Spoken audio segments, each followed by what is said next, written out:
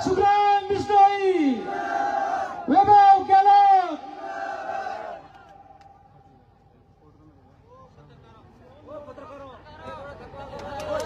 लालजी की डोंगरी। दो चार जोरदार जयकारे लगाए। बोले तेजाजी महाराज की, बिगाजी महाराज की, तसनाथ जी महाराज की, जाम्बोजी महाराज की, बाबूजी महाराज की। बोल दिया ना, और कोई थोड़ी बच्चे जाए, बाकी बच्चे जाए सुख जी बोलते ही बोले। खेतेश्वर भगवान की,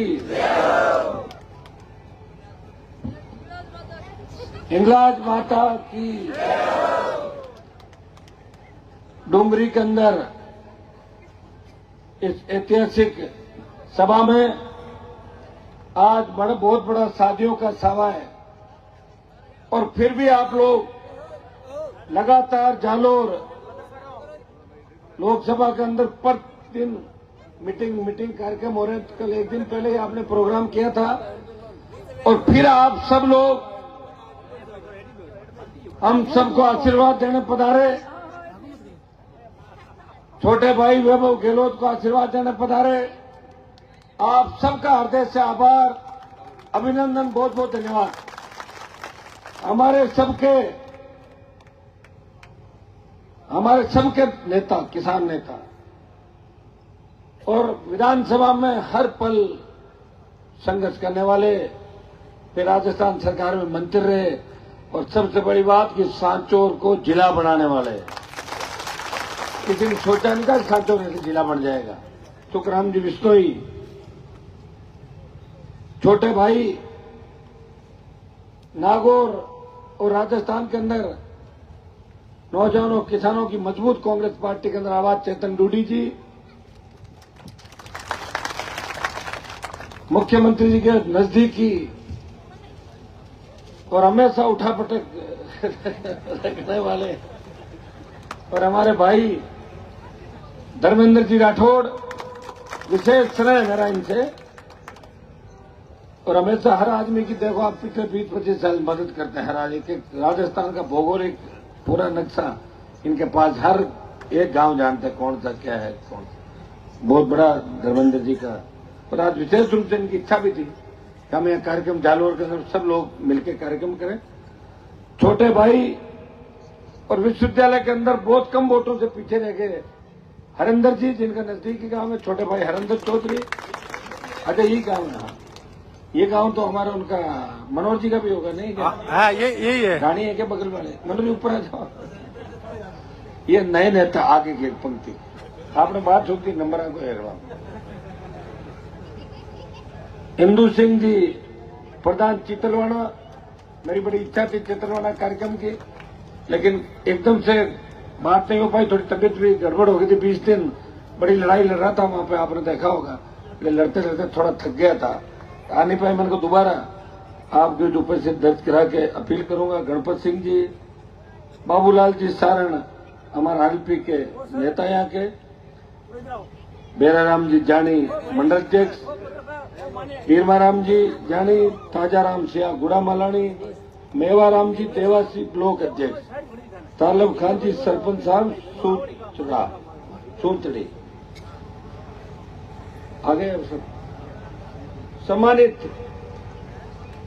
मंच उपस्थित मौजूद बुजुर्गों, नौजवान साथियों, बड़ी तादाद के अंदर आशीर्वाद देने पधारी मातृशक्ति, छोटे भाइयों, डूंगरी के अंदर मैं कोई नया नहीं, 2016 से लेके 2024 के बीच शायद 4-5 बार डूंगरी आने का कार्यक्रम रहा। नजदीक बाड़मेर क्षेत्र के अंदर, जिसको मेरी कर्मस्थली कह सकते हो। आज जो मैं संघर्ष इस प्रदेश के अंदर कर रहा हूं, उसमें बाड़मेर जिले की बहुत बड़ी भूमिका है। बाड़मेर के नौजवान हमेशा मुझे ऊर्जा देते थे, कहते थे हनुमान जी लड़ो, थको मत, लड़ते रहो, लड़ते रहो। और मैं लड़ता रहा।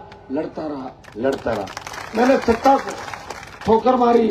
जिस तरह छोटा बच्चा फुटबॉल के लात मारता है, उसी तरह पिछले 20 साल के अंदर 2003 से लेकर 23 तक सत्ता को ठुकराया।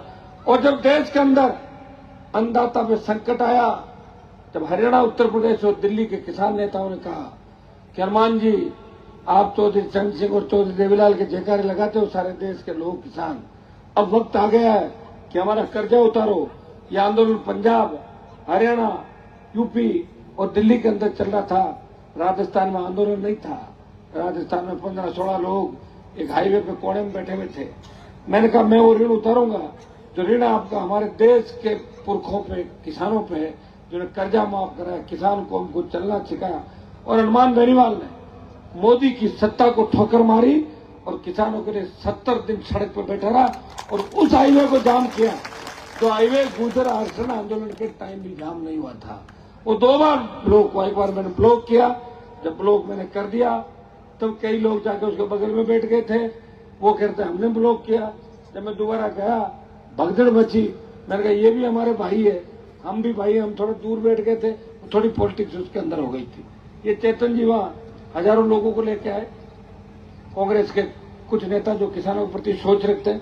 सुखजी भी मिलना आया हमसे, चूंकि मोदी के काले कानूनों का विरोध था।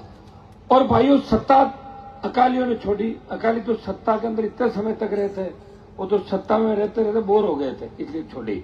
और मैंने इसलिए छोड़ी कि हमें कोई ये कह रहा है कि देखो राजस्थान वाले कुछ नहीं कर रहे हैं, ये दिल्ली आ गए, यूपी हरियाणा इन्होंने किया। तो मैंने कहा कि राजस्थान ही बहुत बड़ी ताकत है आने वाले समय के अंदर, इसलिए आपका सम्मान बढ़ाने के लिए मैंने सत्ता छोड़ी। दूसरा, वो आंदोलन लंबा चला और आपने देखा होगा कि राष्ट्रपति का जब अभिभाषण हुआ बजट के बाद फरवरी 21 के अंदर, उस राष्ट्रपति के अभिभाषण पे अगर एक आदमी नारे लगा रहा था और रोक रहा था कि वापस करो कृषि बिल, वो हनुमान बेनीवाल था। उसे ट्वीट किया, उस मैंने वीडियो मेरा बनवाया क्योंकि लोकसभा में बन नहीं सकता, वीडियो बनाया, किसी एमपी को राजी किया। मैंने कहा तू किसान का बेटा है, तू नारे तो नहीं लगा सकता, मेरा वीडियो तो बना दे। तो बोला साहब मेरे पता लग जाएगा। मैंने कहा कुछ नहीं, तू बना दे रुमाल रख के पास में। वो बना के मैंने ट्वीट किया तो मुझे कहा कि आपका तो ये जब्त कर लेंगे। मैंने कहा तुम जो चाहे कर लो यार, कौन सोचता है इन चीजों का, तो जान हथेली पे रख के चलते हैं। और प्रधानमंत्री का भी एक बार बजट भाषण रिप्लाई रोका अंदर बेल के अंदर 10 मिनट तक। तो वो ताकत इस व्यक्ति के अंदर, वो ताकत मिली कहां से मुझे? आपसे मिली। जब 2016 के अंदर मैंने हुंकार भरी थी राजस्थान के, मैं विधायक था निर्दलीय, वसुंधरा से मेरा झगड़ा चल रहा था उस समय। भाइयों, 5 लाख लोग नागौर में इकट्ठा हुए। कर्ज माफी, किसान की कर्ज माफी, फ्री बिजली, टोल मुक्त राजस्थान और सशक्त लोकायुक्त, इनको लेके, रोजगार को लेके हमने हुंकार भरी। और नागौर की हुंकार रैली के बाद जब मैंने बाड़मेर में रैली करी तब 7 लाख से ज्यादा लोग डूंगरी से भी बसें भर के आए थे कि हमें हनुमान जी को मजबूत करना है। उसके बाद मध्य प्रदेश के अंदर कर्ज माफी का आंदोलन को हवा मिली और किसानों ने सीने पे गोलियां खाई और किसान शहीद हुए मध्य प्रदेश के अंदर। तो बीजेपी की सरकार थी वहां पे, तो गोलियां चलाई किसानों को। कर्ज माफी का आंदोलन, फ्री बिजली, टोल मुक्त राजस्थान, इसको लेके सीकर बीकानेर में हमने रैलियां करी। उस वक्त की वसुंधरा सरकार थी, उसने 5 horsepower बिजली माफ करी और स्टेट हाईवे टोल फ्री किए और 50,000 नौकरियों की घोषणा भी करवाई। लड़ाई आपके लड़ी, पार्टी का गठन किया। पहली बार किसी किसान के बेटे ने नई पार्टी बना के वो आपके बीच आया और उस पार्टी को जिंदा रखा। 18 से 19 में समझौता किया, दिल्ली में समझौता इधर भी हो रहा था, लेकिन कुछ लोग थे समझौता नहीं चाहते थे, नहीं हुआ। बीजेपी समझौता हुआ और जैसे ही किसान की बात आई सत्ता छोड़ दी मैंने। फिर बात आई, मोदी ने कहा कि किसानों ने मुझे नीचा दिखा, मैं इनका पक्का इलाज करूंगा, तो सेना को ठेके में दे दिया कि किसान के बेटे अब क्या करेंगे, अब कौन सी रेजिमेंट के जयकारे लगेंगे। उस वक्त एक व्यक्ति मजबूती से आपकी लड़ाई लड़ रहा था, सड़कों पे ऑल पार्टी मीटिंग लोकसभा और जोधपुर में 2 लाख जवानों की रैली करके कहा कि आ रहे हैं दिल्ली की तरफ मोदी जी, तैयार हो जाओ, फिर हम रोकेंगे रास्ते। डरे हुए मोदी ने कहा कि आधे बच्चों को रख लेंगे, आधे वापस भेजेंगे। पहले 75% भेजने की बात थी, 25 रखने की बात थी। आधी जीत आपकी कराई, पूरी जीत आपकी कराएंगे, विश्वास दिलाते हैं। इस बार अगर आपने जीता के भेजा तो निश्चित रूप से अग्निवीर योजना के खिलाफ बड़ी लड़ाई देश के अंदर हम सब जो मंच पे बैठे हैं सब लोग मिलकर लड़ेंगे। और किसान के बेटों को उनका हक और अधिकार दिलाएंगे। पूर्व की भांति सेना भर्ती रैलियां भी होगी। पहलवान बेटियों का मामला हो, चाहे दूसरे मामले हो, चाहे कर्ज माफी का मामला हो, एमएसपी खरीद का मामला हो, हमेशा किसान के लिए आपने लड़ते हुए देखा। इस प्रदेश के जितने भी लंबित मुद्दे थे, चाहे पंजाब, हरियाणा, राजस्थान को उसके हिस्से का पानी नहीं दे रहा, हनुमानगढ़ से डेलीगेशन लेकर पंजाब के मुख्यमंत्री से मिलने गया, 3 दिन पानी चालू भी कराया। एक दुर्भाग्य से फिर वहां अकाली और हड़ताल पे आ गए थे, अपना पानी रुक गया। शिक्षित क्षेत्र बढ़े, राजस्थान का, प्रदेश को विशेष राज्य का दर्जा मिले और हमारे खनिज संसाधन, अथाह संसाधन राजस्थान की धरती में है, लेकिन जियोलॉजिकल सर्वे सही नहीं हो रहे हैं। हमारे डेगाना में एक टंगस्टन की माइंस है, वो हमारे खिलाफ वाली जो पार्टी थी, मिर्जा जो थे वहां पर राज कर रहे थे, उन्होंने उसको बंद करा दी थी माइंस को। मैंने उसके आदेश कराए और जब टीम वहां पहुंची तो टीम ने देखा कि या तो लिथियम है, और अगर लिथियम निकल गया तो बाड़मेर से भी ज्यादा नागौर ही नहीं पूरे राजस्थान के वारे न्यारे हो जाएंगे। इतनी बड़ी तादाद के अंदर लिथियम डेगाना की धरती के अंदर। भाइयों, सही जियोलॉजिकल सर्वे अगर होता, और जिस कंपनी को बाड़मेर के अंदर जियोलॉजिकल सर्वे करने का ठेका दिया था वो फेल हो गई थी। 20 साल पहले तेल निकलता सुख जी, यहाँ पे तेल तो था ही, लेकिन तेल पकड़ में नहीं आया। हमारे नागौर में तो ऐसी स्थिति थी कि खेतों में नीचे पानी था, जमीन में। नाथुराम जी कहते थे ट्यूबवेल मत खोदना, भूत आ जाएगा, अंदर मत निकलना, वो राक्षस आ जाएगा। तो बेचारे कमा के खाने के लिए वहां जाते थे, मालवा प्रदेश। और आपने तो देखा होगा कि हम आप हमारे भाई थे, आप हमें फॉलो कर रहे थे। मुझे कुछ मेघवाल समाज के लोग कह रहे थे नागौर में कि साहब थे तो डूबिया माने ले डूबिया किया, कि नाथुराम साहब ये भाषण देते थे कि ट्रेन आएगी तो चोर आएगा, लड़कियां पड़ेगी तो चली जाएगी, ये होगा वो होगा। हम आपको फॉलो करते थे खाडा में पड़े, मैं थार ला ये सही बात है भाई, ये मजाक की बातें नहीं है। हिस्ट्री उठा के देख लो ना, मैं तो ऐसी थोड़ी कह रहा हूँ। शायद 2-3 लोग यहाँ घूम रहे होंगे, जयपुर से निकाले हुए कुछ पागल, वो यहाँ प्रचार करने घूम रहे हैं भारतीय जनता पार्टी का। 2-3 को सस्पेंड किया था समाज से, और कुछ लोग हैं जो पत्थर रोड पे किसी वक्त भी पत्थर आ सकता है, ध्यान रखना सड़क पर। कुछ लोग ऐसे भी है जो 4-5 बार हारने के बाद मानसिक स्थिति खराब हो गई तो घूम रहे हैं, खुद का घर तो संभल नहीं रहा, कह रहे आज झलोर में कार्यक्रम है, बाढ़ में झलोर वाले खाली बैठेंगे तुम्हारा बात है।